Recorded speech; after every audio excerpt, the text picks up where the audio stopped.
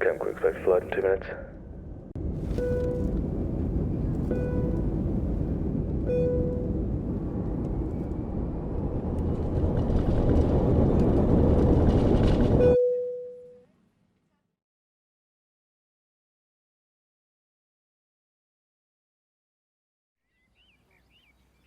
Hello.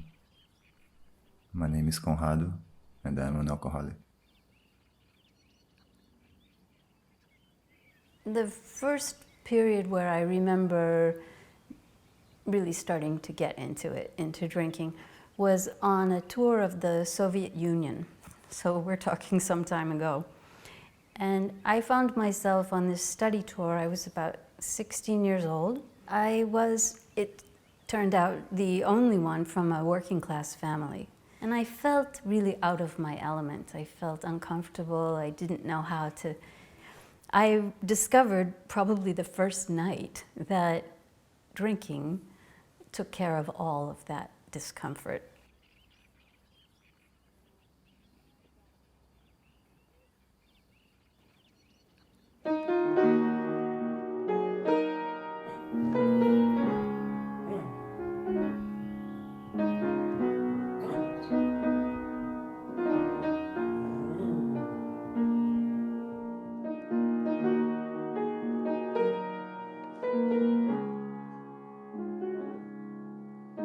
Yeah, I mean, I've hit rock bottom a number of times, and once as a teenager, and each time there was something familiar about the bottom, where I just was in a deep, dark place and felt huge isolation, and also sort of embarrassed in a certain way that I didn't really want to admit how depressed I was and how at the end of my rope I was.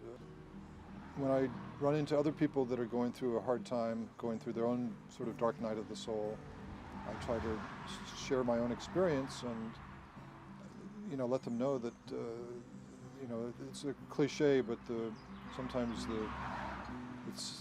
the darkest part of the night is right before the dawn, and things do change.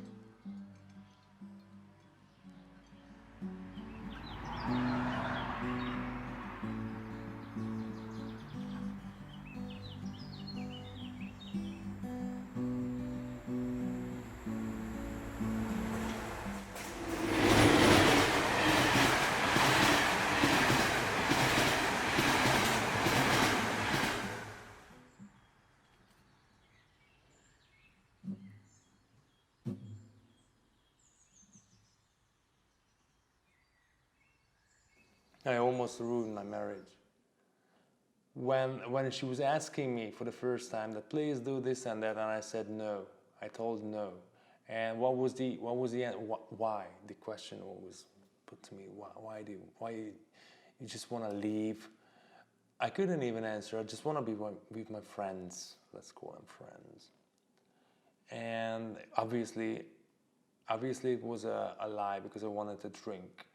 And that was a point when we stood in the rain in a late November evening, not so far from here, and we were arguing, and she told me that please come home. And that was a point, a tricky situation, when one part of me wanted to go home with her and talk through the whole thing and calm down. But that was another part of me who wanted to go to party.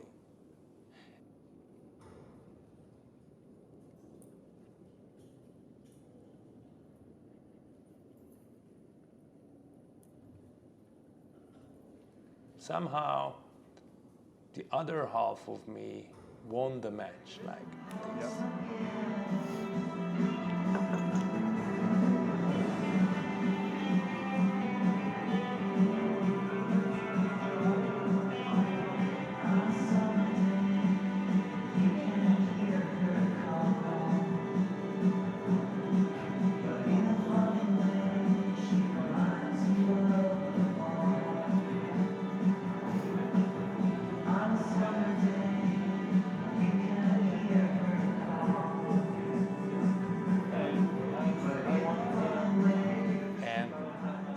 don't know if you had this kind of situation sometimes that you are watching your own self, like in a cinema, and you are not. Even if you scream, even if you scream to the screen that you try to encourage the character doing something different because you obviously know that it is not the best way. Please don't open the door. Don't go there.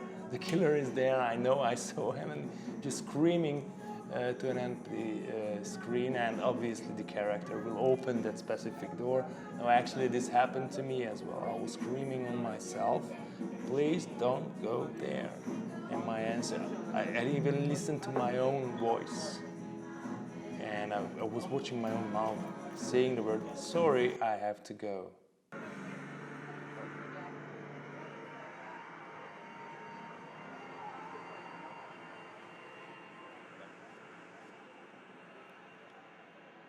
An alcoholic is always lonely, 24/7, because you have only one friend, the bottle itself. Because the rest of the people are tools to serve your alcoholism, or liabilities, or problem points, obstacles. So according to this, if you are active, it means that you are absolutely lonely. You don't have friends, you don't have anybody else around you. I was walking through a park last winter, and it was completely empty because it was evening time, so actually nobody went there. I really wanted to somehow calling out my higher power, or my spiritual mentor, or like you can call it God. And when I've just told those words out loudly, if you are existing, please help me out. I just immediately, right after, I just got a phone call from my wife.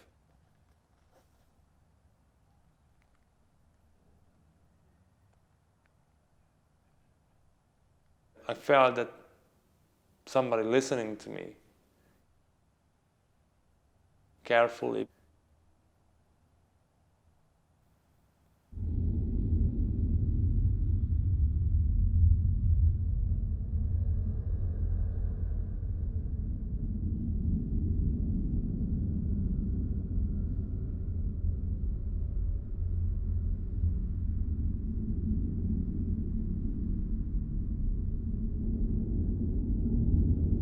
I had a lot to make amends to my sisters for, my parents. Well, this is a fairly dramatic one, but if you stick around Alcoholics Anonymous long enough, you'll go to a lot of funerals of the people who don't make it, unfortunately. Probably the saddest one for me was my friend Carlos. He was a 34-year-old, beautiful Mexican guy. And I remember one evening he telephoned me, and he was full of kind of paranoid thinking. People were out to get him, that they were trying to get into his apartment, and he was high as could be on drinking and something, pills of some kind, I don't know what. And so I tried to stay on the line with him and talk him down and calm him down. Finally, I got off the phone, I went to sleep, and in the morning I got a call. Carlos had been found dead in his bed. He was a great guy, and he realized he was alcoholic, and he realized he needed help, but he didn't do the processing. I don't know how to explain it, why some people don't make it, but it's very sad, and it makes me more grateful for the sobriety that I have.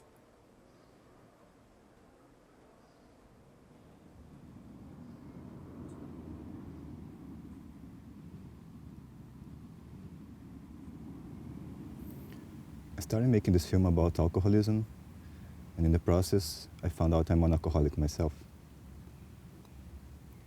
So I started using the film to come out of the closet. But then I'm not an actor, so I had to drink in every scene. So in a way, I use this film as an excuse to drink, because that's how an alcoholic brain works. It leads you to this place of self-destruction, and it's really hard to get out of it. But I'm not ready to stop drinking.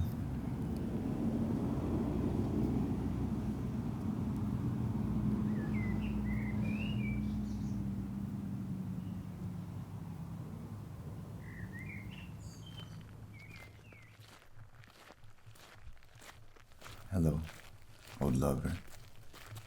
I finally accepted who I am, but you are probably still unsure of me. You were the sweetest. Do you know what you are?